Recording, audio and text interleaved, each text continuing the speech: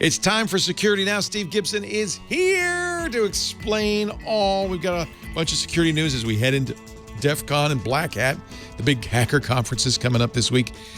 He'll talk a little bit about that, answer some questions from the Twitter audience.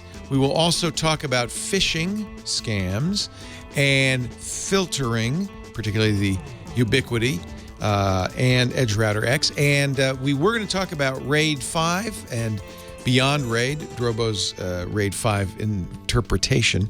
But I think we'll defer that for another day. So phishing and filtering coming up next on Security Now.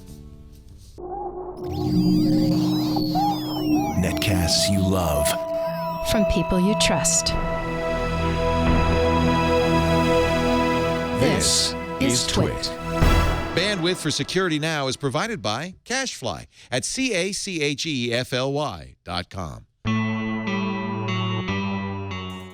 This is Security Now with Steve Gibson, episode 571, recorded Tuesday, August 2nd, 2016. Phishing and filtering. Security Now is brought to you by Harry's, for guys who want a great shave experience. For a fraction of what you're paying now, go to harrys.com/securitynow to get $5 off your first order. It's time for Security Now, the show where we cover all the latest security news and help keep you safe and help you understand what all this stuff means. And thank goodness we have the explainer-in-chief here. I noted, by the way, that at the Democratic Convention, they stole your title, Explainer-in-Chief. Did you note that? Did you when that happened? Well, and I'm wondering, was that a title that Clinton Bill always had? George W. Bush called himself the Decider-in-Chief. The Explainer-in-Chief, as far as I know, is you and no one else. So was it Hillary or was it Chelsea who called Bill their Explainer-in-Chief? Yeah. I think referring mostly to his garrulous nature more than his deep understanding of technical topics. Yeah. He certainly wasn't giving his wife very good technical counsel about how to handle her email. No. Anyway, so here he is, the real explainer-in-chief, not Bill Clinton, but in fact, Steve Gibson. Hi, Steve. So I titled this podcast RAID, Phishing, and Filtering for a couple reasons. There's just sort of three big topics I wanted to talk about. I'm thinking maybe I'll wait till we have another Drobo sponsorship before I go into RAID stuff, because this was sort of relative to that. But there was some news about QR code hijacking, which is really about phishing. And we haven't talked about the phishing problem, but it's interestingly intractable. And so I wanted to spend some time talking about that. And we've been talking a lot about this notion of multi-port routing and packet filtering. But I realize I've just sort of glossed over some of the details, which I think a lot of our listeners would find really interesting. It is, it's down at that packet plumbing level. So we have some interesting news this week, but then I thought I'd spend some time on, covering some just sort of relevant technology. Also, this is the calm before the storm. This happens every year around this time. It gets kind of quiet. Yeah. Now, we're also going to talk about LastPass vulnerabilities that happened last week. There's some new wireless keyboard headaches. SMS, as used for second authentication factor, is being formally deprecated because of the vulnerabilities that actually we anticipated months ago. Some news about obtaining Windows 10 for free after July. We have a little bit of miscellany and errata, and then our main topics. But one of the reasons this wireless keyboard content is interesting because it was a sneak peek into one of the presentations that will be happening at the end of this week. We are approaching Thursday, Friday, Saturday, and Sunday, DEF CON 24. And so it was in 1992, I think was the first one, so 24 years ago. And has been going strong ever since. And of course, it's always at this time of the, in the late summer, we just are buried with really interesting, new, fun hacks to talk about, which arise from that. So things kind of get quiet beforehand because all the hackers are saving up their goodies for presentation during DEF CON. And so we've got that. The picture of the week someone sent me, I got a kick out of it. It's someone named Rob Stark, R-O-B-B Stark, and he tweeted it. You think that's his real name? Player. Maybe. I mean, on the internet, you never know. Really know. I love it. But what we do know is that this guy is crazy mad for Spinrite. And I don't know what the setting is. You can kind of see behind. Maybe it's an office facility, but he's got this picture on the show notes is 4 separate screens, each running a copy of Spinrite on 4 different machines down below. And he's brought the power and SATA connections out the front. So the 4 different drives are dangling from the SATA power and data connections. And if you look, you can see there's 2 little cartons but between the first and second and the second and third. The first one says awaiting Spinrite, and the second one is on a green big Post-it note, says Spinrite complete. This is amazing. It's a Spinrite production system. Wow. Essentially. Wow, good for him. I don't know any of the backstory behind this, but he's got 4 I just got a PCs, kick out of it. And he's Spinwriting everything, man. And he says, now this is how you Spinrite. And I said, yeah, that's definitely the case. That's kind great. Of spooky. That's really awesome. Yeah. It's spooky. It's spooky too, because if you look in the upper right corner of the screen, that's actually, you should see that larger rectangle in the upper half on the right side of each of those screens. That's the actual data in the drive. And it goes flashing by as you're watching it. And it's a little disheartening sometimes to see what is happening, because it's the actual data on the drive as Spinrite is reading it. Wow. Well, I hope this isn't an NSA facility, because if it is, he's probably leaked some critical passwords or something. Yeah, it's definitely a nice little setup. That's cool. That's really cool. So after the podcast last week came the news of some problems with LastPass. And it was a little muddied because there were 2 different researchers. Tavis got involved, our friend Tavis Ormandy, who took a look at LastPass. And he tweeted that he had found something and was in communication with LastPass, and they were working on it. Then separately, for an unknown reason, I don't know if it was just to get some click traffic or what, but another researcher who had reported something a year ago that has long since been resolved chose to freshly post the URL. And so that got everybody in a concern, thinking that this was a new problem. Well, it wasn't a new problem, and in fact, we talked about it a year ago. But there was one thing that was interesting and new. What LastPass wrote in their blog in 2 parts. The first part said, "We want to share a quick update with the LastPass community about important fixes that we have made in response to 2 recent security reports." Now, that's a little odd, because they said in response to 2 recent security reports. Our team worked directly with the security researchers to verify the reports made and issue a fix to LastPass users. The recent report only affects Firefox users. If you're a Firefox user running LastPass 4.0 or later, an update will be pushed via your browser with the fix in version 4.1.21a. If you would like to update your client proactively, you can update with our download link here. And then it's lastpass.com, LastPass FFX. Not sure why. Oh, Firefox fix, I guess. Then they say, or just Firefox, FFX, Firefox. You can check which version you're running in your LastPass browser add-on under the More Options menu about LastPass. If you're running LastPass 3.0, you are not impacted and do not need to update. Now, okay, so a little more information here.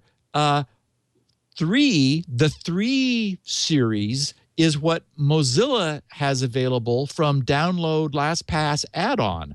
I was running version 3.3.1, so this never, and of course, as we all know, I'm still an avid Firefox user, but no one using Firefox or LastPass version 3 point anything was ever in danger. So this is so something that they did only for the Firefox version when they went to version 4 caused this problem that Tavis found. And they continue, other browsers are not impacted by this report, and users do not need to take action for other browsers. As always, we appreciate the work of the security community, challenge, and so forth. And they said security, and then in their second portion, security is fundamental to what we do here at LastPass. Our first priority is always responding to and fixing reports as quickly as possible. In follow-up to recent news, we want to address in more detail 2 security reports that have been disclosed to our team. One report was disclosed yesterday, while the other report was responsibly reported and fixed over a year ago. So their initial statement was incorrect, that this was in any way something new that needed some attention. Apparently, as they said, that was long since fixed.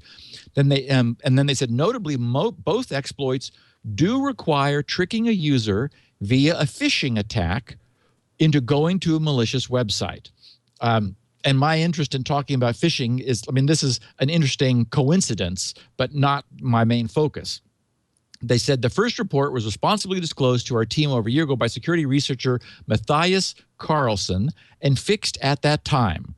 Carlson recently posted his findings on the URL parsing bug, which he had found. All browser clients were updated, and Carlson confirmed our fix at that time, requiring no action from our users. So this was just old news that sort of recycled because he posted it, even though it had been fixed a long time ago. The second report, they write, was made yesterday by security team researcher Tavis Ormandy, who contacted our team to report a message hijacking bug that affected the LastPass Firefox add-on. First, an attacker would need to successfully lure a LastPass user to a malicious website. Once there, Ormandy demonstrated that the website could then execute LastPass actions in the background without the user's knowledge, such as deleting items. As noted below, the issue has been fully addressed, and an update with a fix was pushed to all Firefox users using LastPass 4.0. So, this is, as we know, this is the model for, in fact, this is almost better than the model. One of the things that I have the Tavis's disclosure, which he withheld, and this is all part of Project Zero that we've talked about often, where Google's Project Zero is looking for bugs not only in Google's stuff but in elsewhere in the industry. He commented on and actually remarked about the speed with which LastPass responded virtually immediately, and it was funny because in their standard boilerplate they talk about, I don't remember now if it's 60 or 90 days, but they start a clock, as we've often talked about, and when that clock expires, this thing goes public, whether it's been fixed or not. And so Tavis commented that the clock is irrelevant in this case because it's already fixed. Before he got his posting done, it had been resolved. So anyway, what he found was a way of malicious script interacting with the JavaScript which LastPass injects into a page in order to function under Firefox. We don't yet have a standard for browser add-ons. So, every browser exposes a different means for automating its functions. And whatever they did in version 4 created this opportunity which Tavis found, where a window was being created which was used to pass messages to the add-on, and if malicious script from a malicious website was targeting LastPass Firefox users, and while this was not fixed, then it would be able to essentially execute LastPass commands in the background. Again, it's really difficult to, especially in JavaScript land. It's why there have been postings on the net saying JavaScript is harmful to security, just because it's very tough to due to the nature of the JavaScript language, which is was designed a long time ago. They're trying to increase the security, adding technology to create more containment, but it's just difficult. And we have the problem that when you go to a website, browsers download script from that website. It's hard to find something that is more problematical. Anyway, so this got fixed in as good a way as you can imagine. And for what it's worth, anybody like me who stayed on version 3 was never in danger. This was a bug that got introduced for Firefox only when whatever they did to change it to version 4. I did update to version 4. The UI has changed. It sort of seems like it's running a little bit better for me. So I'm glad for that. And bravo for LastPass continuing to do good by us. There was a lot of, when Tavis posted this, there were a lot of people who said, hey, what about 1Password? Which was like, I just saw several tweets to that effect. And Tavis actually posted a kind of a joke picture of some guy kind of bug-eyed looking at the screen and saying, my first reaction to what I've seen in 1Password. So we don't know what that is yet, but again, this is hard to do. It is very challenging to do this correctly. So the best we can hope for is that the fundamental architecture is solid. That is, the concepts are solid, and that people like Tavis will look, pry it open and look closely at the specific implementation details, because that's what this was an implementation flaw that apparently, it didn't require any re-architecting or anything. They just fixed it instantly. So it was like, ooh, crap, sorry about that. And, everybody gets a new one. So, okay, so wireless keyboards. This was in the news last week because there was a sort of a little snapshot, actually a big snapshot. You can go to keysniffer.net, which is a site that was created to host some of the documents and presentation, which will be shown later this week at DEF CON 24.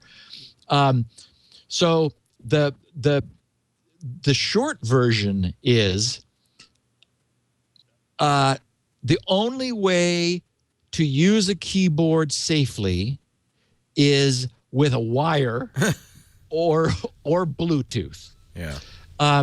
And the problem is that Bluetooth is a little expensive. It's not prohibitively expensive. There are plenty of Bluetooth keyboards around. But what companies try to do, because they're trying to produce very low cost keyboards, is they think we don't need all that Bluetooth overhead. It's complicated. You need a processor. You need a lot of technology. So they try to take a shortcut. These guys Bastille Research looked at 8 different keyboards. And these are not obscure. So these are non-Bluetooth wireless keyboard. That's the phrase of death. Non-Bluetooth wireless.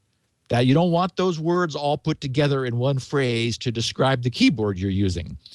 Anker, Eagle Tech, General Electric, I didn't know they made keyboards. Hewlett-Packard, Insignia, Kensington, Radio Shack. I don't think they're making keyboards any longer. And Toshiba. Not Logitech. Not Logitech. Because they're easily the largest wireless keyboard maker. Yeah, although they do have their own little dongle gizmo. That what they call it? And so I don't know if these guys didn't look at it or if they didn't find a problem. But here's the story. It turns out that all of these keyboards are using the 2.4 gigahertz band, and they're simply depending upon obscurity. That is, they've developed their own little protocol. There's no encryption. They're just figuring, nobody's going to notice. So when last time we talked about that, weren't they using like Rote 13 or something to? At worse, it was XOR. Oh, they were XORing. It was a Microsoft keyboard, and as we know, ASCII is 8 bits, and so there was the secret was a byte, and Did you so XOR it with the byte? It was a static byte, and so what that would do is it would invert some of the bits. That was the encryption.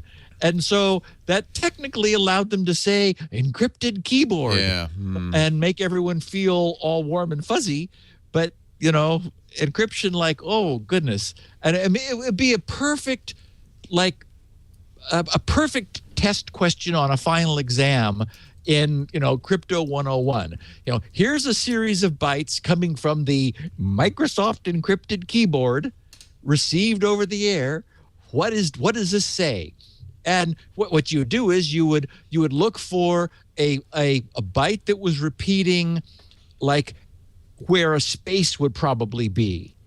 And then you check your assumption, if that makes sense. Then you would know that was a 20 hex, which is a space. But it wouldn't be a space, it would be something different. But the bits that were different from 20 hex would be what's known as a syndrome. That is that thing that you XOR. That would then allow you to immediately determine how to flip all the other bits in the message back, turning it into ASCII, and then you could read it. So you're right. That's what we talked about back then. I now understand why Bastille didn't mention the Logitech, because in February they published a report saying the Logitech, Dell, and Lenovo keyboards that use dongles have a design flaw that makes it easy for hackers from as far as 90 meters away to pair with your dongle. So they do use 128-bit encryption. They use transceivers made by Nordic Semiconductor, but not all of the keyboards and mice apply it. Mice apply it. So okay, so to give people a sense for this, what they're going to be demonstrating in a couple days allows a hacker with about $12 with a $12 radio device. There's a microcopter, like a micro drone. There's a micro drone transmitter, which is a USB dongle that you can find for $12. And so it's got the USB connector on one end and one of those cute little mini RF connectors on the other to hook an antenna to. And that's all you need. So $12 to intercept the communication between any of these 8 wireless keyboards and a computer from up to 250 feet away. So it gives the hacker the ability to both type keystrokes on the victim's machine, so injecting keystrokes, and record all of the target's typing. So, we would call this no security through obscurity. No encryption used. It's just, just no thought given to security.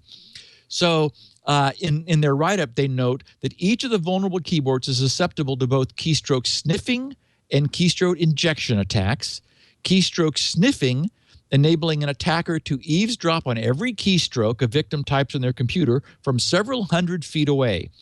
The attacker can recover, of course, email addresses, usernames, passwords, credit card information, mailing addresses, anything that the user types. The keyboards are vulnerable to this product of theirs, this key sniffer software they wrote, using USB dongles at the computer end, because the USB dongle sends out a ping.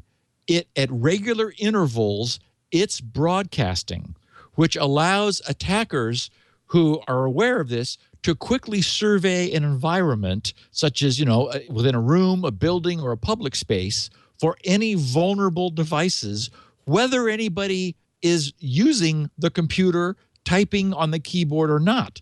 So all of these also broadcast the fact that this is a target-rich environment. As long as the computer is turned on and this USB keyboard dongle is powered up, it's sending out a beacon saying, hack me, hack me, hack me, which their software is able to pick up. So anyway, bottom line is Bluetooth, as we've discussed years ago, is a well-designed, very secure protocol that you either want a Bluetooth keyboard or a keyboard with a wire in order to be safe. Good to know. Good to know. Yeah, and I'm glad you followed up, because I knew that they had been involved like 9 months ago, that they were doing something else, but I didn't pursue that. Yeah. Just use a wire. They don't mention Apple in either of these, but I'm guessing Apple probably is aware of these issues. Apple's all Bluetooth. Right. Yeah, it's all Bluetooth, Yeah. so that's safe. Yeah. Yeah. Yeah. Yeah. Okay. NIST, our national security government group that generates standards essentially for interoperability and use, just posted on the 26th of last month, so last week, an update to their guidelines, among other things, dealing with authentication. And they said that they made some changes from what they had said to what they're now saying. And it's a big, long document, but there's two relevant paragraphs. The first says, if the out-of-band verification, so that's, of course, what this is. The idea of anything out of band is some other channel than the one you're using. So if you're sitting in front of your browser talking to a remote server and it wants to authenticate you, then your phone is out of band. It's not part of that channel between you and the server. If the out-of-band verification is to be made using an SMS message on a public mobile telephone network, the verifier shall verify that the pre-registered telephone number being used is actually associated with a mobile network and not with a VoIP or other software-based service. It then sends the SMS message to the pre-registered telephone number. Changing the pre-registered telephone number shall not be possible without two-factor authentication at the time of the change. So they're just sort of formalizing that, but then they deprecate the whole thing. They then say OOB, out-of-band verification, using SMS is deprecated and will no longer be allowed in future releases of this guidance. So this is sort of interim,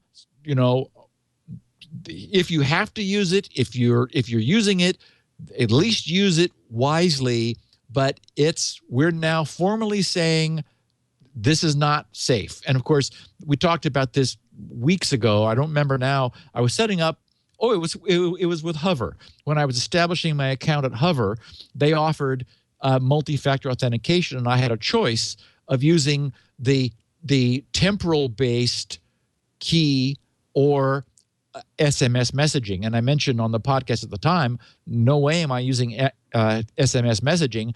It's not only is it a problem, but you're sending something important every single time you want to authenticate. The beauty of using a key-based, time-synced cryptography is that you establish that once, and you never need, nothing goes over any wires anymore. It's just the fact that each endpoint knows the same secret that allows them, based on the current time of day, to generate these same 6-digit code in order to verify. And of course, that changes due to the secret key in an unpredictable fashion. So, that's the right solution for that kind of additional factor, not sending SMS messages. SMS messages, of course, were used because people who have a smartphone can receive them without any addition. It's just sort of easier. What's the message we just sent you? Unfortunately, as we've seen, the inter-service provider messaging, that SS7, is just broken. Never was built with strong authentication, and it's just too easily hacked. Yeah. The movies that show it being hacked are a little less fiction than we would like them to be. And then I got a kick out of this, just on the Windows 10 front. There's a page that I linked to in the show notes. You might get a kick out of it, Leo, if you click on that and bring it up. It's the assistive technologies backdoor into free Windows 10 upgrades. As we know, Windows 10 upgrades were, they ended on July 31st. So they're no more. Yet, if you tell Microsoft that you need to take advantage of assistive technologies, then you press that button down below and you immediately get a download option for the Windows 10 update. It's a little 5.5 megabyte thing. Probably, I don't know what happens if you're not in Windows. Probably either it'll see downloads an exe and I can't use it. Right. Yeah. Okay. Yeah. So it's a little 5.5 megabyte exe that runs the Windows 10 upgrade for you. So Microsoft says on that page, for the general public, the free upgrade offer for Windows 10 ends on July 29th. However, if you use assistive technologies, I guess, for example, someone tweeted, well, does that mean if I've ever used a screen magnifier, then I qualify? It's like, well, yes, that would be an assistive technology. You can still get the free upgrade offer even after the general public deadline expires, as Microsoft continues our efforts to improve the Windows 10 experience for people who use these technologies. With the Windows 10 anniversary update, we've taken a number of steps to improve the accessibility of Windows 10 accessibility. To learn more, in fact, we've made it very accessible. Just press the button and you can access it. It'd be sad to take advantage of that. I mean, they're trying to be good to people who use JAWS and other screen readers that aren't compatible. Well, come on. After a year of having this force-fed down I disagree. I think that's taking advantage of Microsoft doing the right thing. Wait, I would not do that if I were. I think that'd be unethical to push that button if you weren't using assistive technology. The FAQ says, when does the free upgrade offer extension end? Oh, you mean because it's bypassing buying a copy of Windows 10? Yeah, exactly. Oh, anyway, so in the FAQ they said, when does the free upgrade offer extension end? And then they say, we have not announced the end date of the free upgrade offer for customers using assistive technology. We will make a public announcement prior to the end of this offer. Yeah. They're probably waiting till the major assistive programs all work with Windows 10. But and I posted in the news group of the question this morning, GRC's Security Now news group, wondering what experience anybody has had so far since July 31st. Of course, relative to, for example, Never 10 and the need for any GWX management. And one person, by the time I put the show notes together, Dave DeBruce responded. He said, I never installed Knowledge Base 3035583, which installs the Get Windows 10 installer.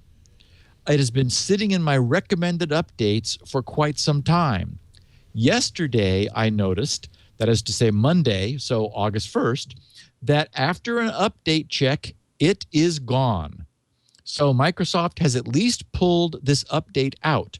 I know that's not what you asked, but it does look as if they are pulling this stuff out. So I did get an email from somebody who didn't try to take advantage of the upgrade offer till the 31st, and it ran and worked. And he got authenticated. On the last day? No, the last day was the 29th. So he waited a couple of days after the last 31st. day. Yeah. Oh. So I'm not recommending this as a policy. We also have a number of people I know, and one of them works for me, who got stuck at 99%. This is a fairly common upgrade problem. And it's still stuck. And Microsoft's advice is to go to the Microsoft Store, and they'll help you get through it. And I would imagine at that point they'd arrange for authentication. So they're not, I don't know how cranky they're being about it. Apparently there are some people who are still doing it. I'm sure you'll talk to Paul and Mary Jo about it tomorrow and see, like, is it, I mean, it's always been a question. I've heard you and Paul and Mary Jo talking about it. Well, they don't, it's not the, I mean, Microsoft is very clear that it is not free anymore. But, right. If their software lets you do it, I guess it's okay. Well, and also remember too, that everyone knows, and we've talked about it on the show, and you and Paul and Mary Jo have talked about it.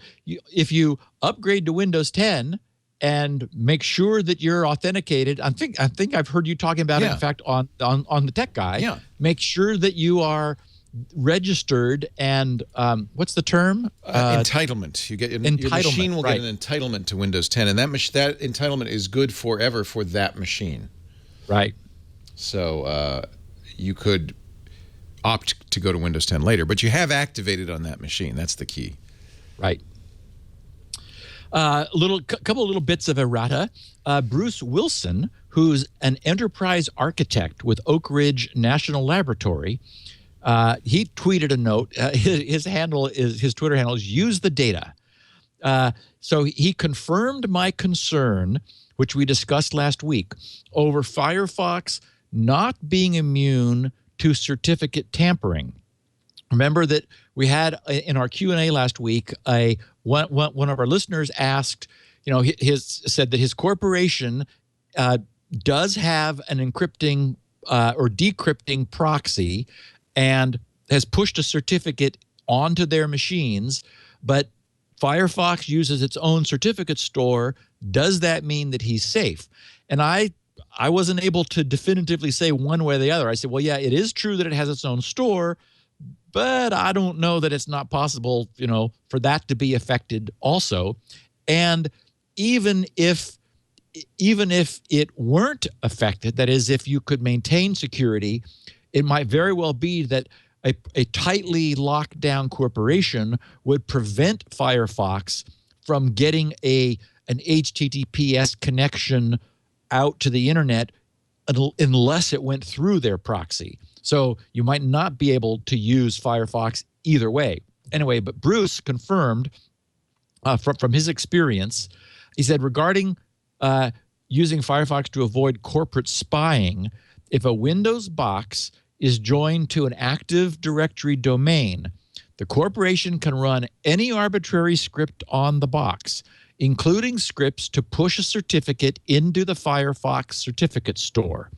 Fundamentally, if it's a corporately managed system, tools like, and he writes, SCCM, which is the System Center Configuration Manager, formerly known as SMS, which is the Systems Management Server, allow the admins to do pretty much anything.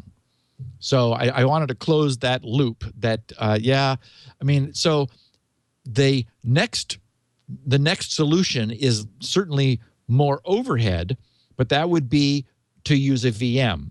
Get like a little virtual box or as small a little VM environment as you can and put Firefox in there. The the corporation and its scripts will not be able to get in and alter Firefox's certificate store running in a virtual machine. Yet the virtual machine would still be able to have access to that workstation's networking, and then you could see whether you're able to surf privately, whether you are able to establish a connection out to the internet without going through the decrypting proxy. And second, a bunch of people, I've sort of anticipated this, but it was fun to see the response, took some exception to my comments about how TIFF format was dead and saying, no. Apparently library sciences and archiving are big on TIFF images. And due to its age, that's sort of the default format for fax scanning. And that's all true. Yeah. And of course, a lot of scanner software still scans to TIFF as well. Yeah. And I should have noted also that in fact, file formats never die. In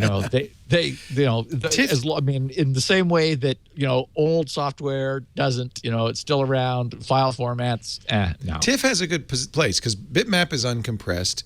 JPEG is lossy compression. TIFF has lossless compression built in. So like PNG. PNG is sort of the inheritor of the lossless compression format. PNG's lossless? It's not lossy? Yeah, lossless. Oh, all right. Cool. Yeah, and actually very good compression technology. Yeah, too. much better than TIFF, I'm sure. TIFF is Lepelzev. If you ever want proof that old formats never die, look at any graphics program under the Save As menu.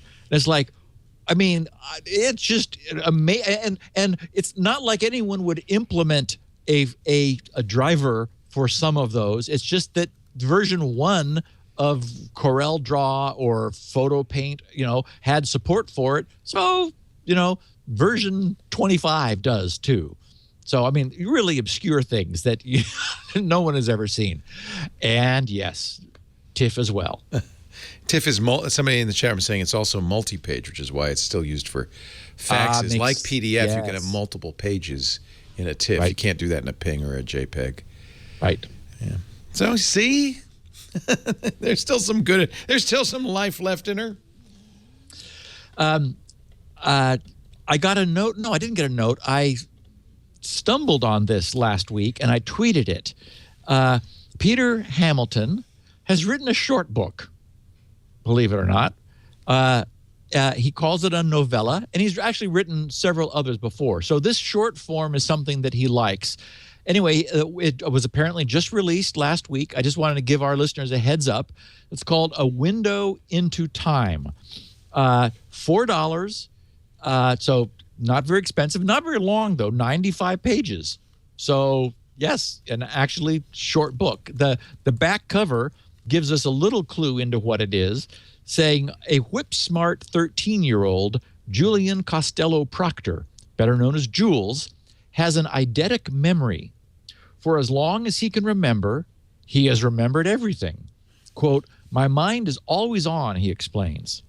But when an unexpected death throws his life into turmoil, Jules begins to experience something strange.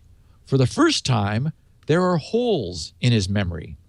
But that's not the strangest part. What's really weird isn't what he's forgotten. It's what he remembers. Memories of another life, not his own.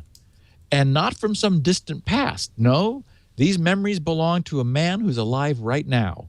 With bravery, ingenuity, and quirky good humor, Jules devises a theory to explain this baffling phenomenon.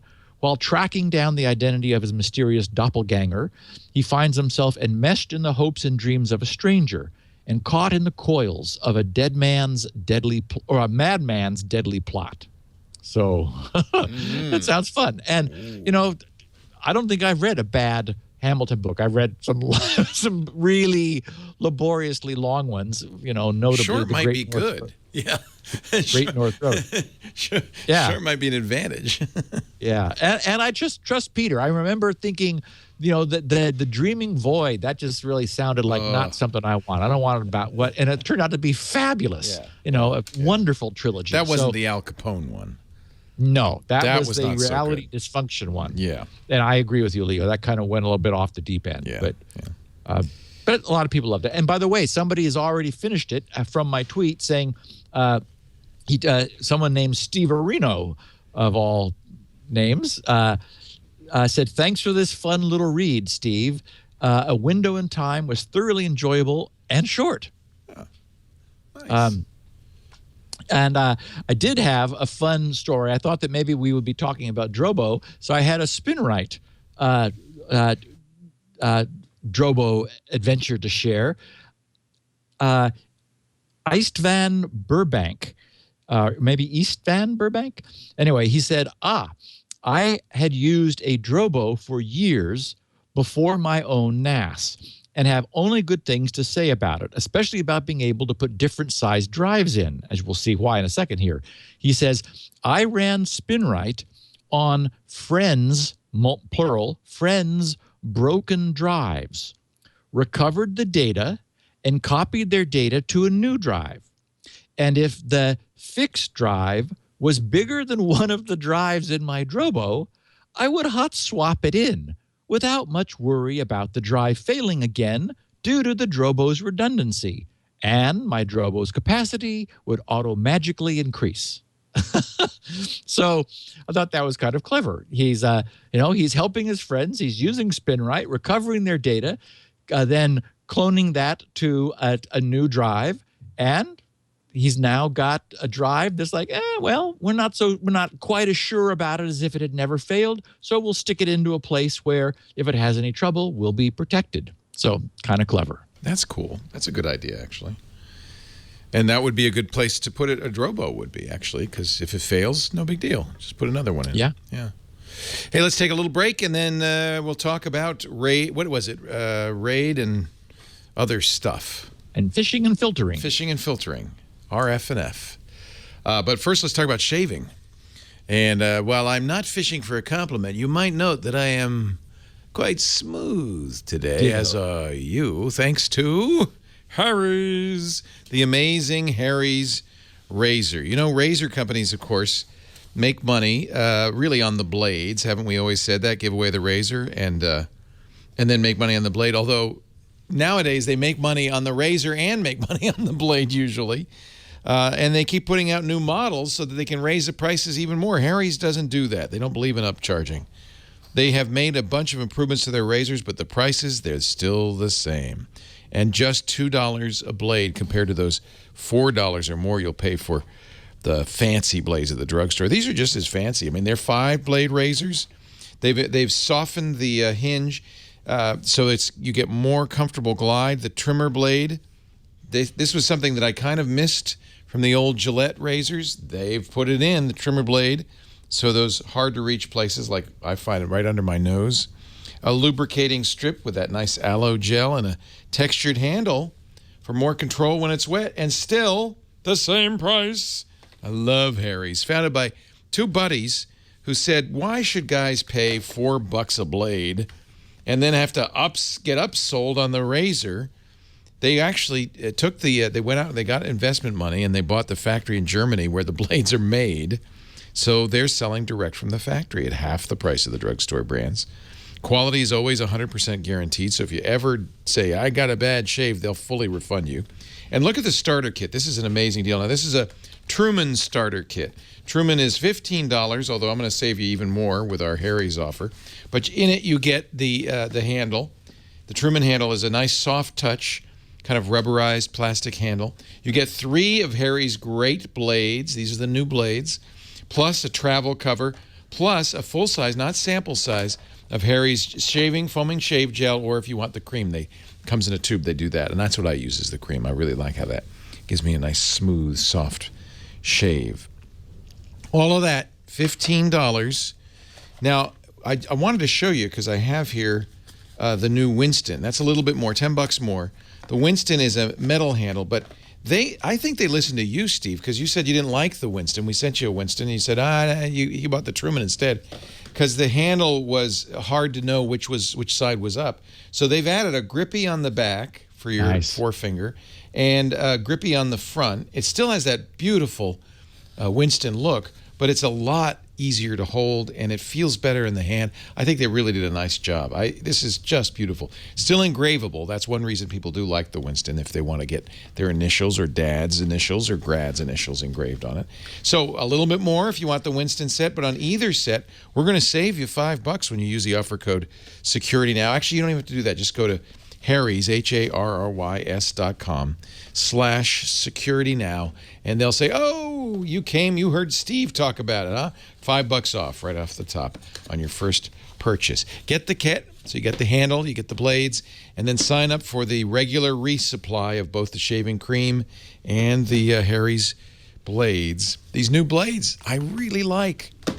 I was going to say, I want to make sure that our listeners know to look for the little trimmer on the back, because if you wouldn't see it, you might easily miss the fact that it's there. I'm so glad they're putting those on now, because I do use it right here. I never go, and I just turn it. I turn the thing upside down, and if I hadn't seen this ad, I wouldn't know that they were doing it, because it's invisible. In fact, it's funny. I looked at I have some previous blades, and I looked at them side by side, wondering, like, okay, how did they plan that? Was there a space available in the old one? And it's hard to tell. I don't know. It may be a patent issue, to be honest with you.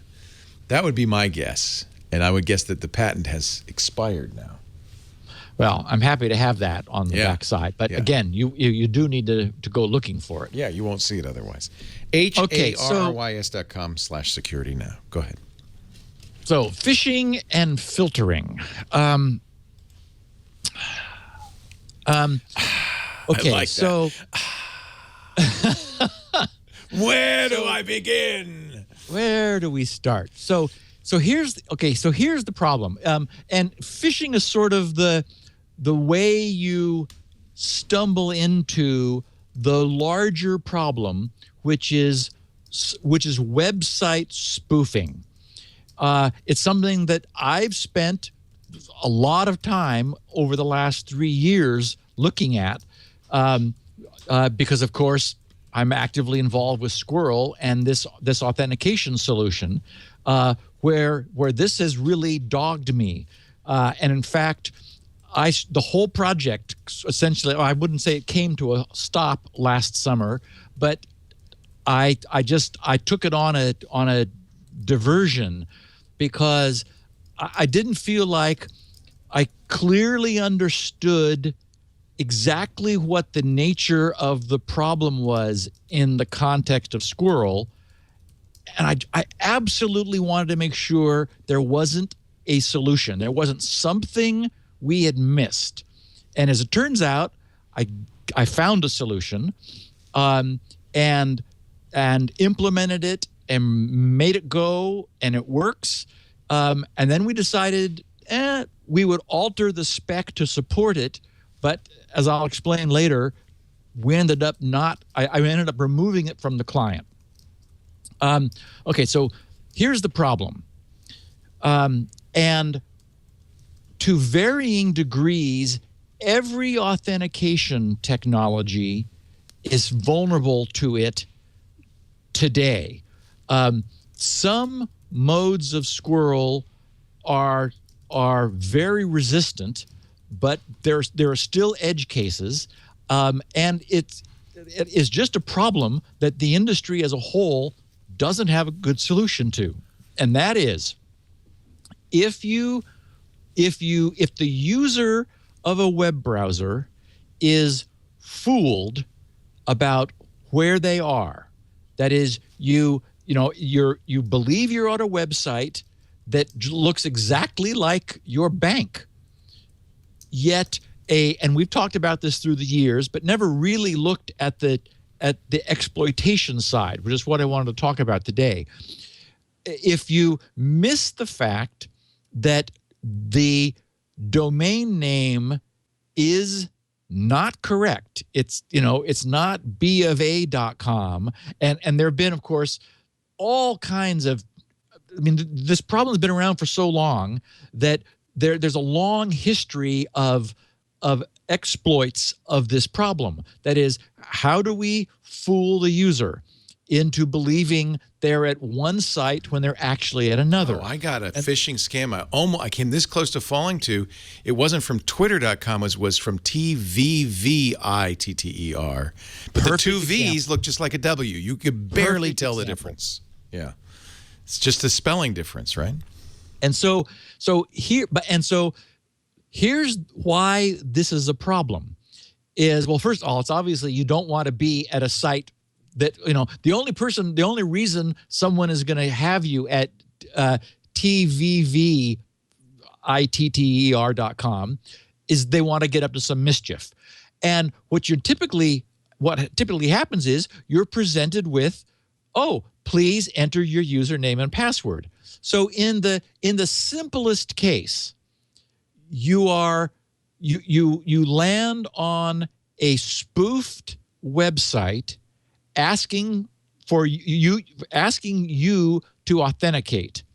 And most users will say, oh, okay, and enter their username and password. Now, the bad news is, obviously, you've just sent your username and password to this malicious site that now has access to your actual account on the actual site. Now, one mitigation is password managers, because they're not fooled. LastPass, for example, it's not going to get a string match on TVVITER.com. It'll just come, it won't show anything. It won't populate the fields. It'll think you're at somewhere that you've never been before. So that would be like a solution, except that in my experience with LastPass and password managers in general, and I know many others, they sometimes what websites do confuses the password manager, so that even on a site that LastPass has an entry for, it's not populating the fields. And so I know LastPass users do what I have done in such cases, is you open the vault and you manually copy your username and password over into the fields, because for whatever reason, the script on this page is fighting with the add-on. And so what would have been a protection, unfortunately, through sort of social engineering, it's been defeated. Now, this article that appeared that sort of put this on my radar and brought it to the fore was in the Hacker News last week. There was an article talking about how the QR code logins can be trivially defeated with this approach.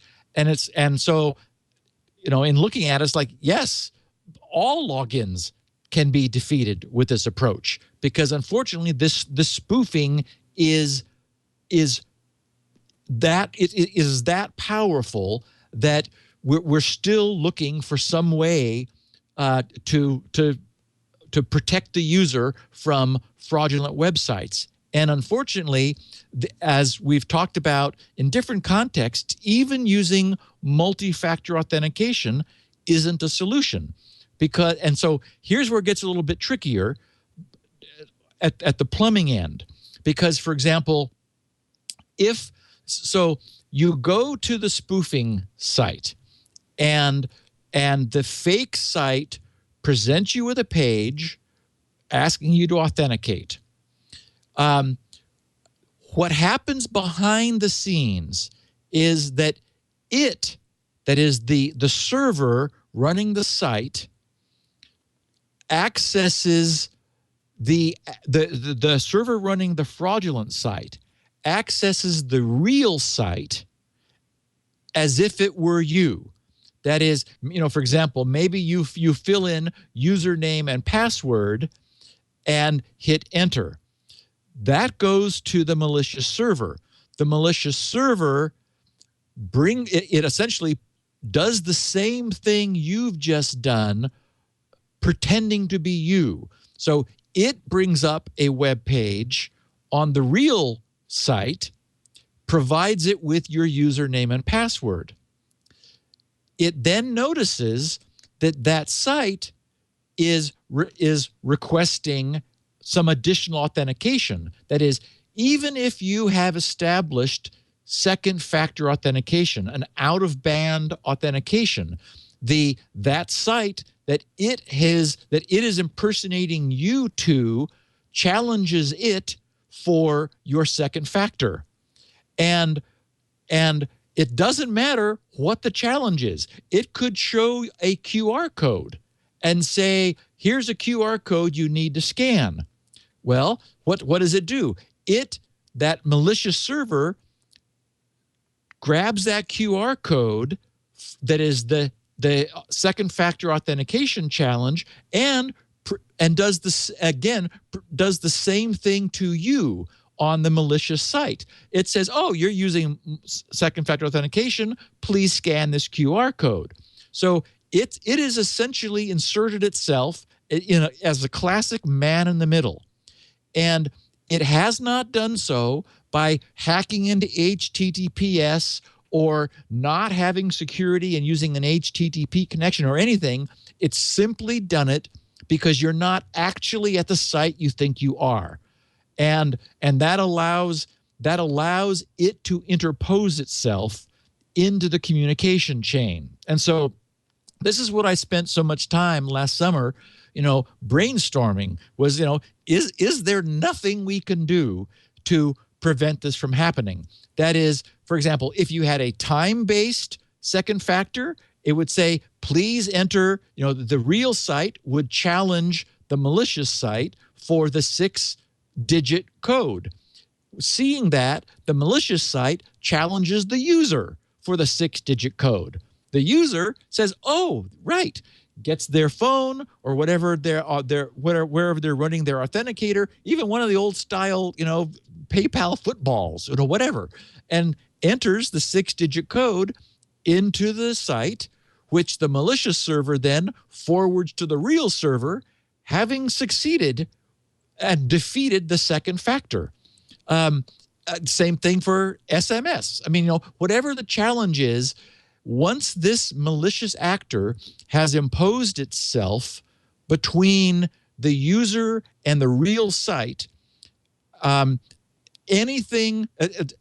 essentially, it's able to, even with HTTPS over SSL connections, because you're making a secure connection to tvviter.com, and it could even be an EV cert. I mean, it could look authentic. Although I'm not sure what it would say for I guess the issuer of the certificate would have had to have been willing to issue a certificate which was suspiciously like Twitter, and maybe you couldn't pass that. But as we know, things like Let's Encrypt doesn't have any kind of human intervention there. So certainly getting SSL certs no longer requires human interaction, making it even easier to pull off this kind of spoofing. So once there is a malicious server in the chain, anything the real site would be providing to the user, it provides to the malicious server, which then provides it to the user. And it's able to maintain its position. So the first thing I wanted to note is that this is a problem today that to some degree automated password managers can help, because they're not going to see a string match. They're going to say, wait a minute, this is not TWITTER, and so they won't automatically populate the field. In my experience, the password managers tend to run across sites where they don't function as smoothly as they might often enough that an unwitting user would think, oh, well, okay, it's one of those, and then go manually populate it. So again, doesn't give us the kind of strength we would like to have. And any kind of additional logon information that anyone has been able to think of succumbs to this. whether it's an optical QR code, it's a time-based code, it's an SMS message, it's, for example, for a while we were talking about like choose which is, the proper picture, and then so you'd be shown a grid of pictures. Well, again, the valid site challenges the user, which in this case, unfortunately, is the malicious server, with this group of pictures, which the malicious server forwards to the actual user as, oh, look, you got to choose, find the kitty cat that you have chosen as yours and click on it. So the malicious server sees you do that. It simply sends your response through it back to the valid site in order to defeat authentication. So I wanted to explain first, like, how this plumbing works and why this is such an intractable problem. It is, very simple to get into this situation. And phishing is normally the way you fall into spoofing, because no one is going to themselves type in tvviter.com. We're all going to type in twitter.com. But links in email, links in social media postings, links in, Twitter messages, anywhere where, the process of going to a URL has been automated. You're expecting to go to Twitter, and what comes up looks like Twitter. And unless you are really good about looking at the URL, like making sure, and I have to say, as the co-host of a Security Now podcast, when I'm doing something that is really important, I will, I do make sure if this is something crucial, I go look at it. But I know that most people don't. And so this is the way we fall into this problem so much.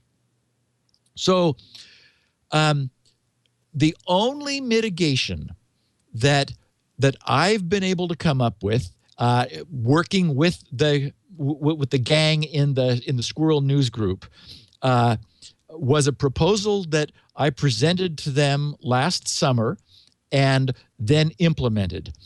And the idea was that the problem arises because of this man in the middle. And what is somehow necessary is to short circuit that man in the middle. That is to somehow get a direct connection between the authenticator and the user.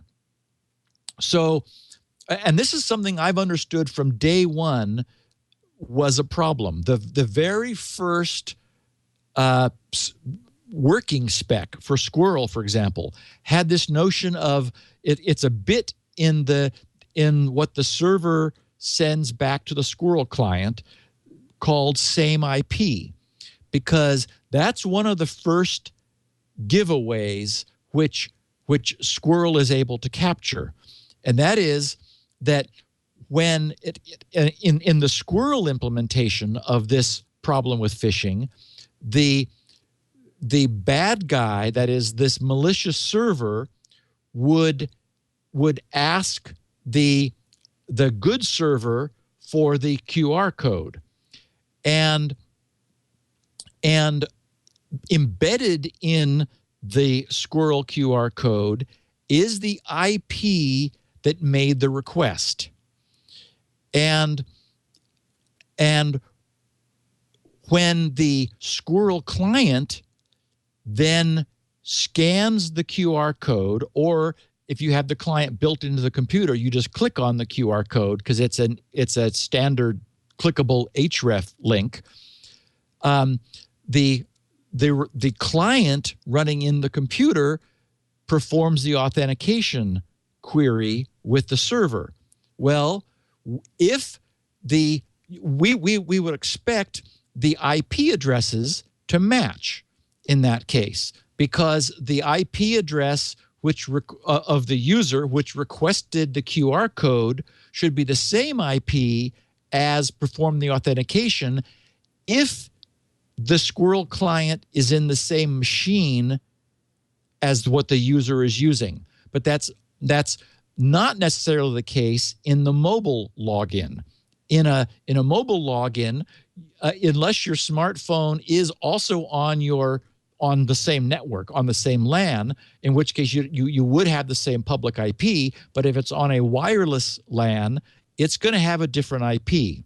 So we've handled that in the specification. That is this concept of whether the same IP is expected or not.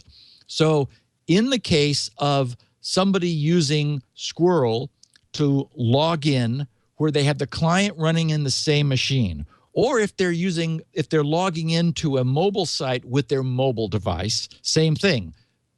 You are protected because the IP that requested the QR code is the same IP as performs the authentication. And that completely shuts out this man in the middle that's inherently at some other IP somewhere on the internet. Now, it's true, if there was an evil person somehow operating in your same network, then you'd both have the same IP. So we recognize that this comparing the IP that requested the QR code to the IP address that's performing the authentication is not a guarantee of no spoofing, but it is very strong protection that doesn't exist anywhere else for Squirrel when the authenticator, the authenticating device, whether it's the same computer or a mobile device on the same network, is on the same network as the computer that you're using.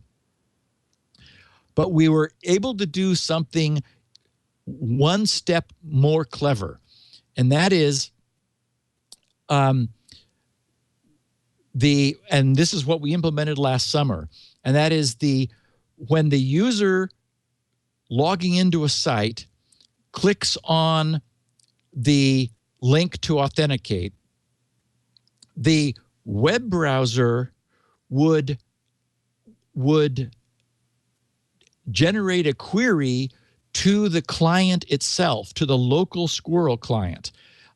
There's a long-standing tradition in Unix of using so-called local host servers. You run servers on 127.0.0.1 is the local host IP. Basically, it's the machine's own IP. And I just got a pop-up here. I'm sorry, it distracted me. What does it want? Is it from some guy in Nigeria offering you $14 million? Adjust microphone settings. It's complaining about my microphone volume. You know, Skype has been laboring a little bit. Your picture was kind of wonky for a while, and the sound's been fine, so I haven't said anything. Good. They did, by the way, arrest Mike, the Nigerian prince. He's been arrested. He scammed. No kidding. Yeah. Well, he's one of them. I'm sure there's is there only one Nigerian prince? I figured no, they got one. Apparently, it scammed one person out of $11 million, but many others as well. And yeah, just arrested him. Even now, people fall for that. You know what? Probably lonely people who, maybe just want to make a friend. Nice he's a nice prince. Yeah, nice prince. Yeah. So in this model, the Squirrel client running in your machine sets up a local host server on a well-known port that we reserve for Squirrel, so that the client itself running in your computer is able to receive queries from the browser. And again, this is commonly done. Unix, I don't think, could operate without localhost. If you ever, and Windows is using it like crazy as well. It's a very convenient way for different processes within a single machine to talk to each other through the sockets interface. So the beauty of this is that when Squirrel is running in that mode and you authenticate with Squirrel, what we call it is, we have an abbreviation, CPS, Client Provided Session. What happens is the Squirrel client sets a flag in the query to the Squirrel authentication server saying client provided session is in use. So the server, instead of authenticating the browser's session, it sends the authentication token back to the client, which then it's able to set in the browser in responding to the browser's query. Because as we know, when a server responds, it's able to set cookies. So essentially, this is a means where using Squirrel with this feature, the remote server is sending the authenticated session back to the Squirrel client, which it then gives to the local browser. And the point is, there's no way for any man in the middle to obtain that. A man in the middle is wanting the session that it has established with the server to become authenticated. The idea is that the malicious server initiates this login and then is forwarding everything to the user to essentially perform the authentication on its behalf. But the point is that by then forwarding everything to the server, it's the malicious server's session with the real server that gets authenticated. Using this client provided session feature, the real server sends that final authentication to the Squirrel client, which then in the same machine provides it to the browser, to the user's browser. So the user's browser is what gets the login session, not the man in the middle. Now, we implemented this. It was up and running. Everybody was happy. And then we found out that Microsoft was making noises about shutting down this whole local host feature. There was somebody who was participating in the news group who was following developments at Microsoft, sort of the way Paul and Mary Jo do, very much into what's going on. And in Windows 10, it was not going to be allowed. That is, this next version of the one was now a year old was going to be dead. So imagine this is just happening. It was last summer around the same time. We'd solve this major problem, absolute bulletproof site spoofing protection for Squirrel. And then the news that we cannot, we will soon not, like Windows apps, will not be able to establish servers that other apps can access. I assume this is just Microsoft looking for more ways to tighten things down. At the last minute, there was such an outcry from the developer community because this was going to break so much that Microsoft backed off. And the default setting was changed from default disallow to default allow, but it's still there, and they're telegraphing their intentions. And apparently there's, I don't remember now the term, I'm sure you'll know it, Leo, there's some class of apps that like Microsoft approved apps, or there's like somewhere you get them or something. Yeah, they're called UWP, Universal Windows Platform. They're in the Microsoft store. Exactly. Yeah. And it's like the Apple store or, the iOS right. store. Yeah. And those will not be permitted to use local host communications. Huh. Now, I don't know if I care about that for, my own Windows client, but it just seemed like, oh, shoot. Here was this perfect solution for this problem, but it looks like we're not going to be able to count on it in the future. So what we did was, I ripped all that plumbing out of Squirrel. We backed out, went back to the previous design, but kept the client provided session feature in the spec, because what I think is foreseeable is that, my Windows client and even Jeff's running on iOS, and a bunch of people are working on them for Android.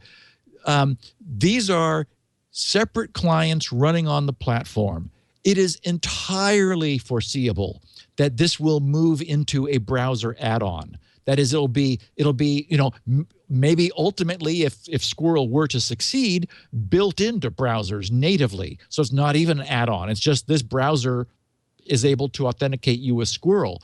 And if that happens, then the beauty is we no longer have this communication problem where the browser and an external client are trying to talk, because the client will no longer be external. It will be in the browser, in which case Squirrel will be able to use this client-provided session, and it will be impossible to fool Squirrel and for any man in the middle to obtain a login session when you're using Squirrel that is either an add-on or natively built in the browser.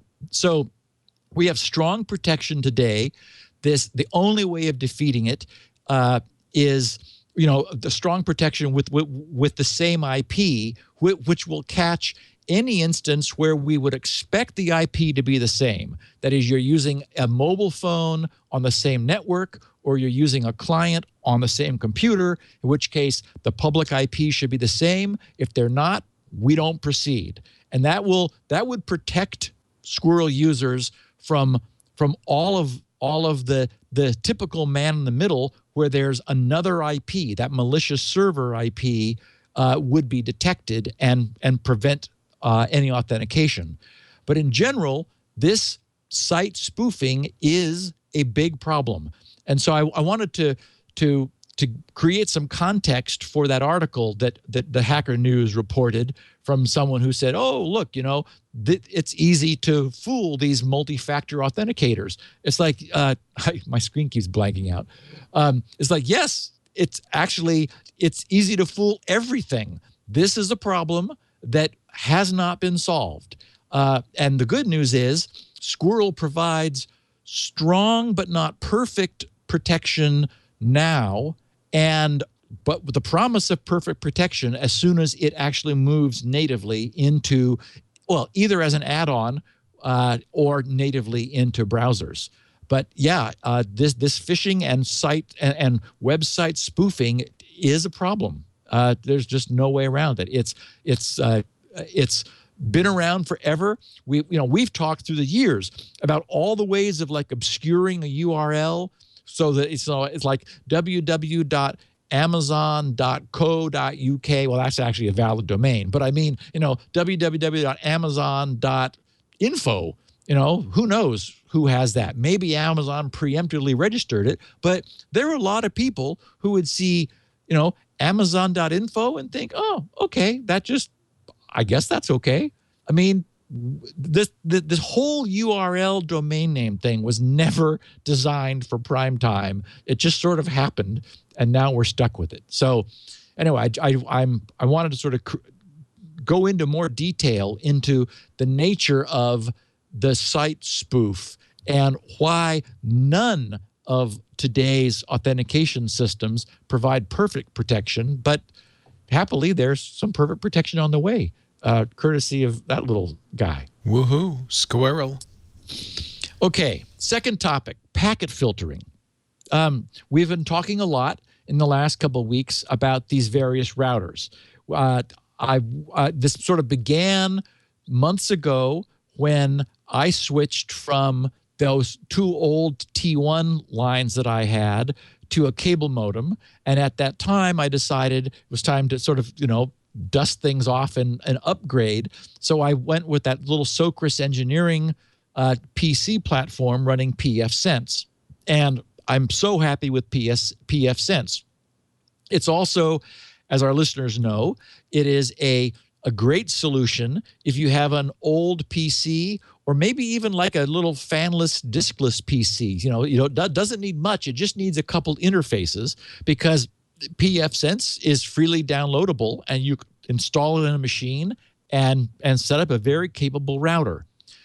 Then in the context of Internet of Things, we've been talking, of course, for quite a while about the need for isolating networks. And that's really what I want to talk about here. And it's germane because not only could pfSense do that if you had multiple interfaces, but then we found the little Ubiquity edge router, which has five separate interfaces, each that can be configured to be a separate set of IP addresses. That is, separate subnets operating behind, within your domain as individual intranets. And I haven't really gone into detail about what you do with these multiple interfaces. And so I want to talk a little bit about packet filtering in the context of how any of these different multi-interface switches or firewalls would function. And we also talked for 1 week, I was talking about that the Cisco SG300 device, which was the first thing I had found and liked. That wasn't a router, that was a multi-port switch. So, and there's a little, well, there are definite distinctions in what switches offer, what features switches offer versus routers. But then, of course, we went from the SG300 to the Ubiquity, which for $49 arguably provides the most bang for the buck I've ever seen. The previous simple, low configuration approach we've referred to often as the 3 dumb routers, where you take just 3 generic routers in a Y configuration in order to provide just plug it in, bulletproof network isolation. However, if you begin to want to have some cross-network communications, things get a little trickier. And I would argue now that there is the Ubiquity $49 router on everyone's radar, that just makes way more sense. First of all, you've got much more flexibility and all kinds of cool features. I don't think I mentioned that the various rules which you use for configuring the router can, for example, have time of day enable and disable. So, for example, the kids network could shut down at 9 p.m. and just not work anymore until morning, or whatever you wanted to do. So all kinds of flexibility. So the way to think of these, any of these multi-interface devices, is that plugged into each one of the physical ports is a network segment, which is, I mean, it could be just one IP, but normally it's a block of IPs. And I know that everyone who's been playing with home networking has seen 192.168.0.x typically, or some routers are .1.x. And in fact, the spec, the IETF spec sets aside 192.168.anything.anything. So there are the last 2 bytes are completely available. So that means you've got 64,000 minus some overhead per network IPs available. So for example, one thing you could do, one way you could configure things is to number. You'll have one port that is the WAN, that is the wide area network side, connected one way or the other, DSL modem or cable modem or whatever. And as we know, it is possible to load balance the WAN side. That is, you could have 2 WAN links, maybe of different types, so that if one goes down, the other one picks up the slack automatically. That's the kind of power that we have with these late model router devices like the Ubiquity Edge router. But you could say that you just had one port for WAN going to a DSL modem or cable modem. Now you've got 4 more ports, and you could label them 0, 1, 2, and 3, and assign to each one of them one of those 192.168 networks. So port 0 would be 192.168.0.x. Port 1 would be .1.x, port 2 .2.x, and port 3.3.x. So now you have 4 disjoint networks that where they're able to be treated individually and independently, and that's the key. That's what's different between these routers, as I've said before, where you actually have both not only physically separate ports, but logically separate ports, so that they can have their own networks assigned to them. Well, more than that, they can have their own filters assigned to them. So what's a filter? The way to picture this is that on each of the ports, there is something inspecting the packets coming up the wire into the router. Some access control systems allow you to specify filtering inbound separately from outbound, but in general, most systems are inbound. That is, it's data coming into the port, runs through is like inspected with these so-called filters, and once the data is past them, sort of in the inside of this device, it's free then to go wherever it wants to based on the address. So what this essentially allows is that the individual traffic to be differently filtered on different networks. So, for example, imagine that 0.1 is your main normal non-IoT, your PCs, maybe your entertainment systems. You might want them to be on their own network just to keep them separate. The point is, this gives you complete control.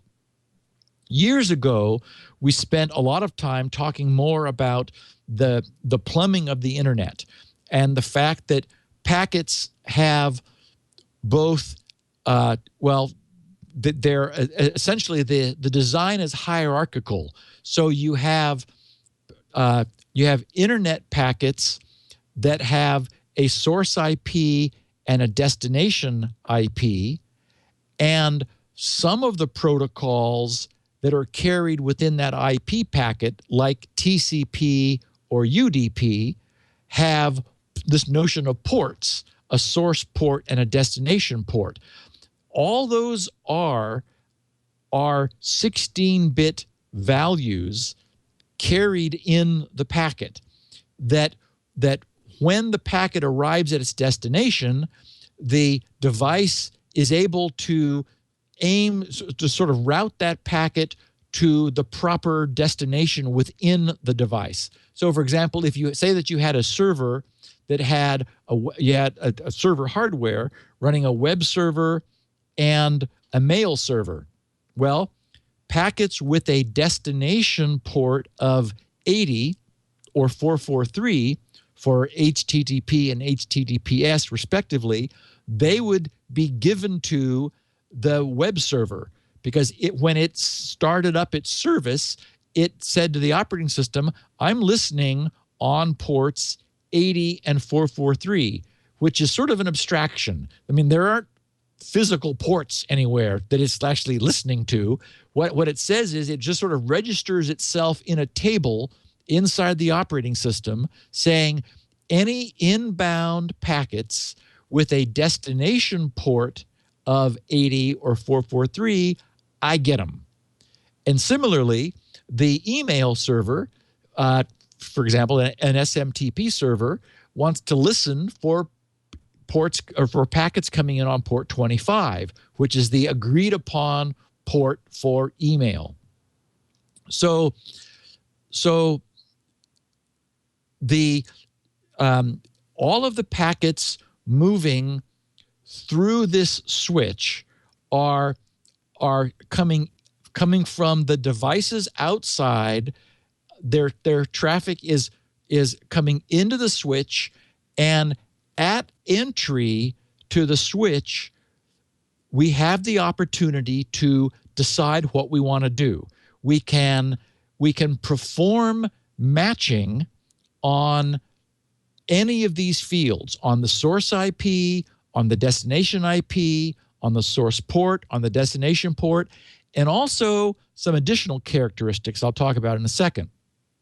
But that's a very powerful facility, because, for example, we could say if traffic was coming in, we could allow traffic in as long as it was going to be going out to the internet and not to any of the other networks on the switch.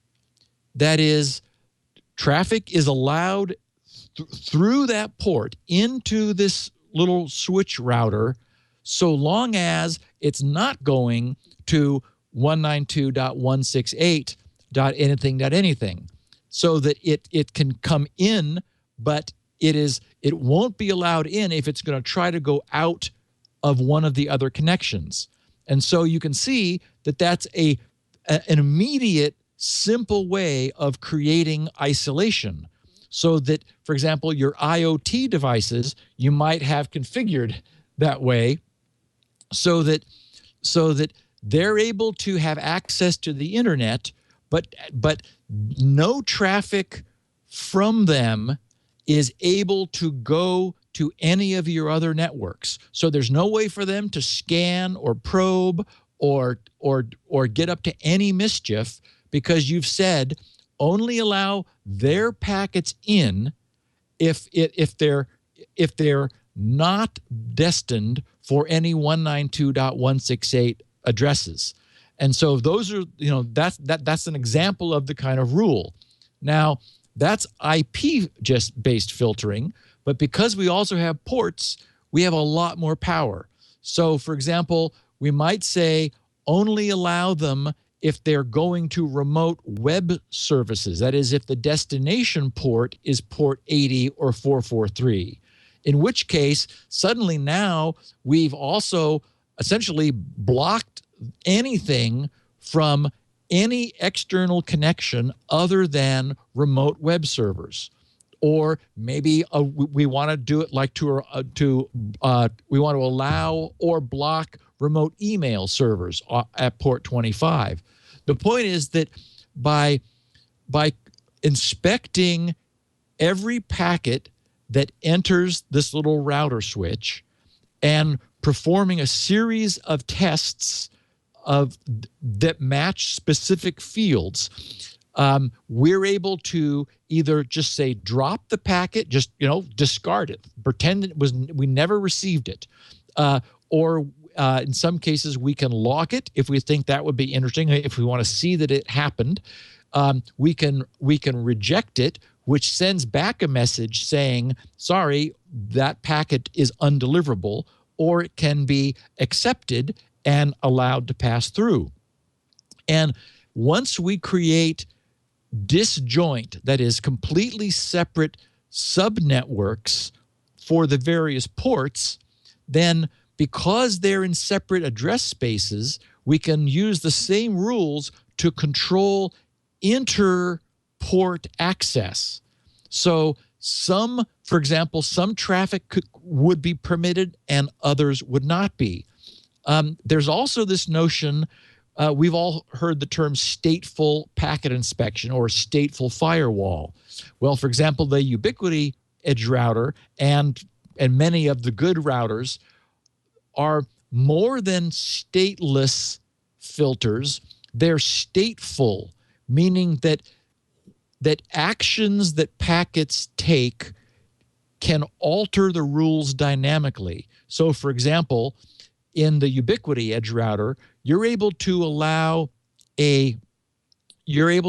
set a rule to allow a new connection to move through the filter, or an established connection to move through. In TCP, we have famously the SYN packet, the synchronized packet, which is absolutely required to establish a new TCP connection. So although the UI, for example, in the Ubiquity doesn't specify SYN packets, it broadens the term to a new connection. That's what it means. It's allow a connection to be created through this filter, and then this notion of an established connection can also apply to UDP packets that don't have SYNs. But for example, sort of in the way a NAT router works, we've talked about how good NAT router protection is because nothing unexpected from the outside is able to get through.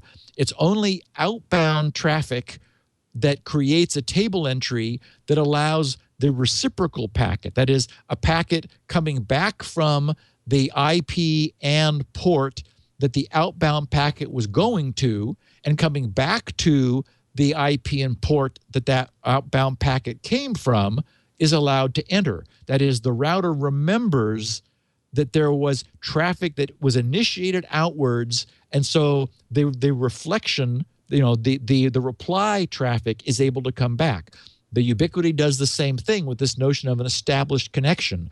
So it would be possible to have this isolated network segment of IoT that has no connectivity into your network. That is, like into the highest security zero network.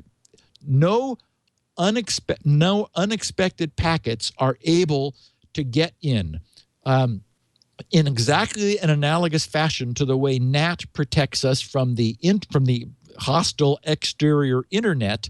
We can create a NAT that is the equivalent. It's not really doing translation, but it is doing stateful firewall filtering, such that the low security IoT network has no access into any of the other networks, but those networks do have access into the IoT network. That is, by configuring the rules correctly, new connections would be allowed to be made into the low security network, and then its reply traffic, only as long as it was coming back to the same IP and port as originated it, would be allowed to flow. So think about that. I mean, it first of all, it means you can get yourself easily tangled up in how all this works, but it's all just sort of, try things and experiment with them, see if they work the way they don't, and you'll learn a lot in the process. So what this essentially means is we're used to thinking in terms of routers as WAN and LAN. That is, outside hostile, inside safe. And it's because that boundary has filtering and the equivalent of a stateful firewall. Well, now what we have is within our own network, we've got, instead of just sort of two sides, an outside and an inside, now in the case of, for example, a 5-port Ubiquity router, we have 5 networks, each with separate ranges of addresses, each where we can put inspection filters on the traffic trying to enter the common router from the network, and decide what we want to do with them. The last thing I'll say is that the way these rules function is very clever. It was established a long time ago, and it's so powerful and flexible that it's the way things are today. And that is, the rules are ordered so that the so that when a packet comes in, they're typically called ACLs, access control lists. You have an ordered list of rules. So, for example, if a packet has this or that, and it's whatever you want to have matching, IP address or source and destination port, whatever, it will be accepted, rejected, or dropped, or maybe it won't match that rule at all, in which case the next rule is processed. But the first rule in this ordered list, which is where the selection criteria for the rule match, ends the processing of the list. And that packet is then thrown away or accepted and allowed to proceed and enter, or perhaps a logging entry is made or whatever. As soon as the rule matches, we're done. And what in terms of high performance, what that says is, if you really want the most performance, you want the highest bandwidth rules to occur earlier in the list, because it means you have less rule processing necessary per packet. You wouldn't want to, if you had a choice, to put a high bandwidth rule that is like doing a whole lot of work, like streaming media or something, at the bottom of the list, because you'd have to check every single packet through the entire list until you finally got the permission that you were looking for. If it doesn't break your security model, you'd like to put the most often executed rules at the top of the list.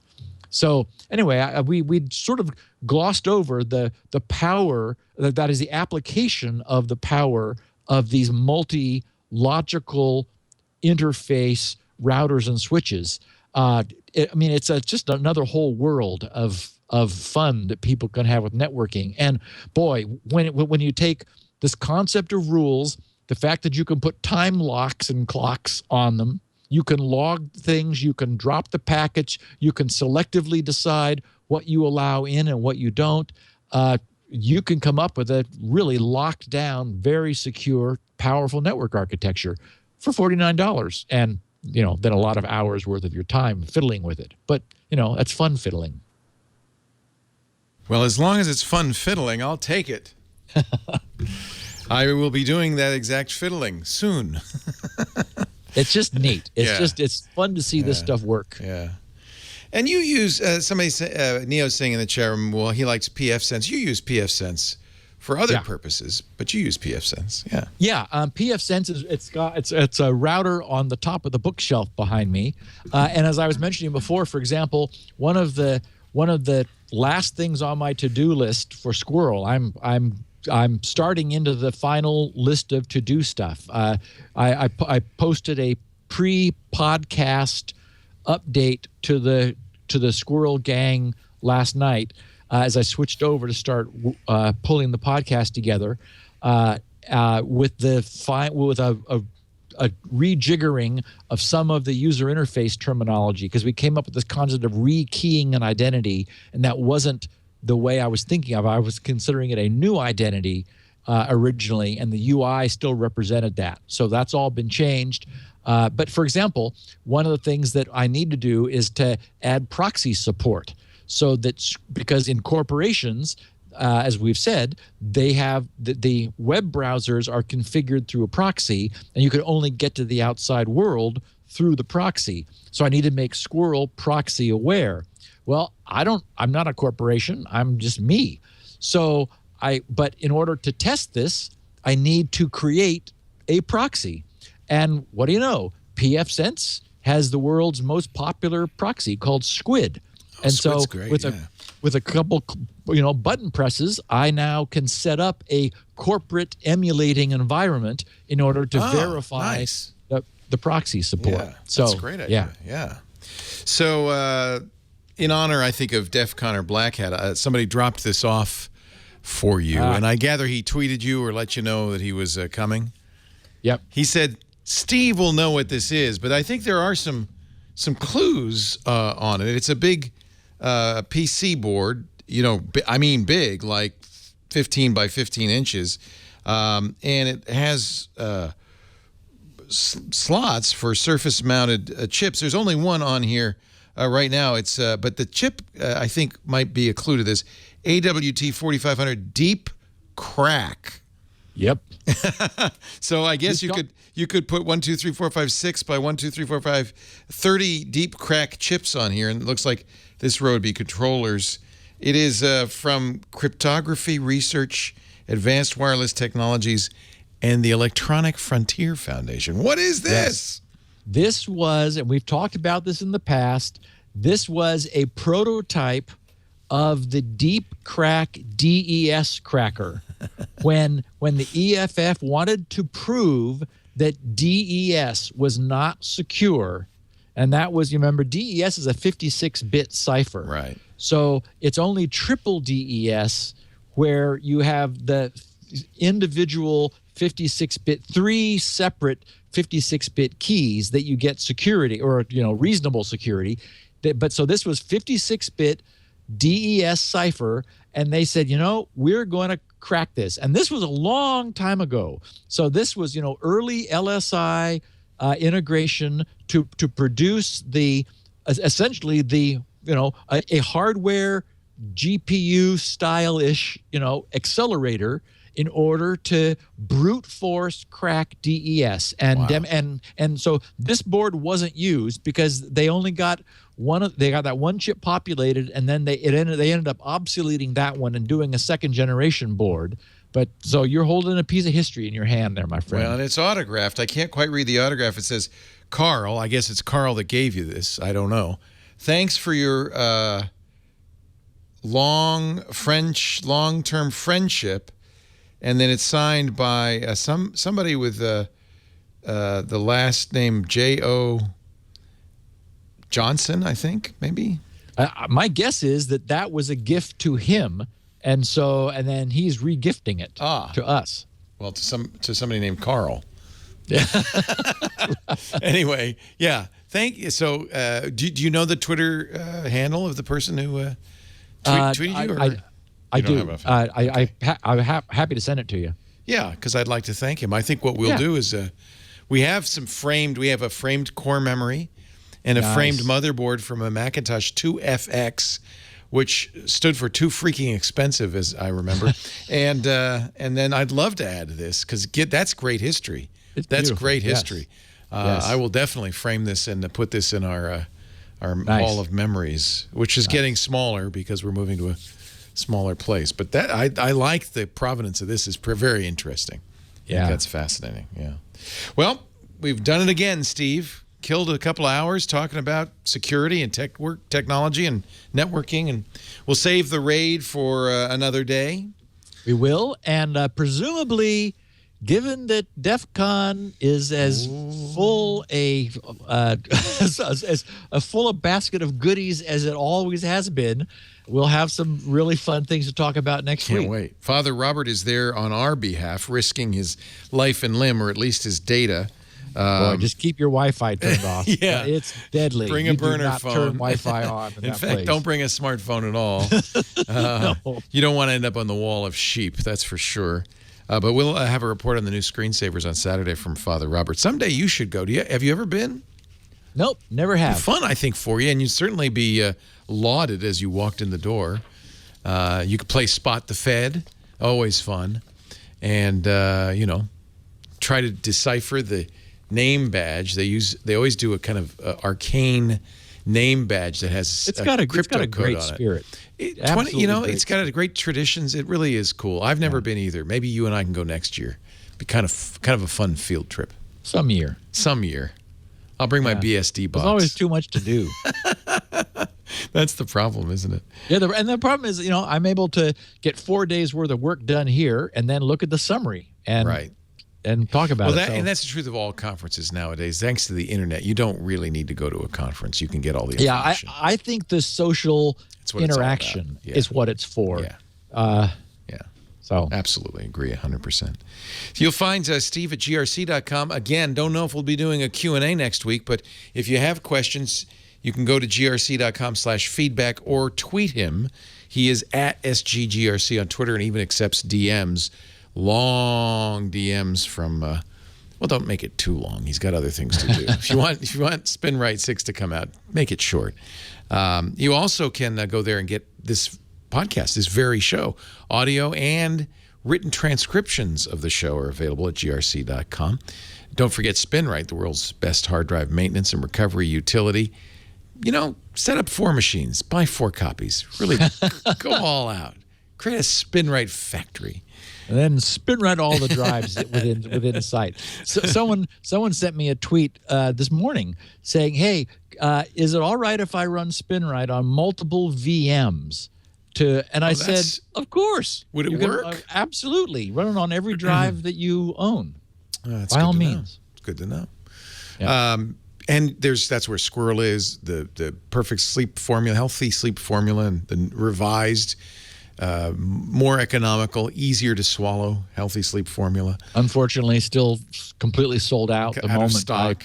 I'm hoarding my niacinamide. I'm not letting that time-release niacinamide out of my site.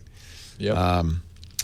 Let's see. Oh, just all sorts of stuff. It's a great site to browse because Steve is fairly eclectic in his interests, and you'll find all sorts of tidbits in there. We also have copies of the podcast, audio and video, at our website, twit.tv/SN for security now, or you can always subscribe, and every podcatcher has it. People sometimes are baffled by the fact that we only have the last 10 shows in the podcast feed, but that's kind of the nature of a podcast feed. If we had all 571 shows, the feed would be hundreds of megabytes, and you really wouldn't want to download hundreds of megabytes every 15 minutes just to see if there's a new one. So we only put 10 there, but all 571 episodes are on the website. And I even have some scripts in PowerShell and various other languages for downloading every episode on my blog, leolaporte.com/blog. If you want to, use some scripting, you can get them all, or you can go one by one, download them by hand from twit.tv/SN. Episode 572 next week. So get listening, get cracking, and we'll see you next time. Probably DEF CON follow-up would be my guess. I'm guessing. Thanks, Leo. Security.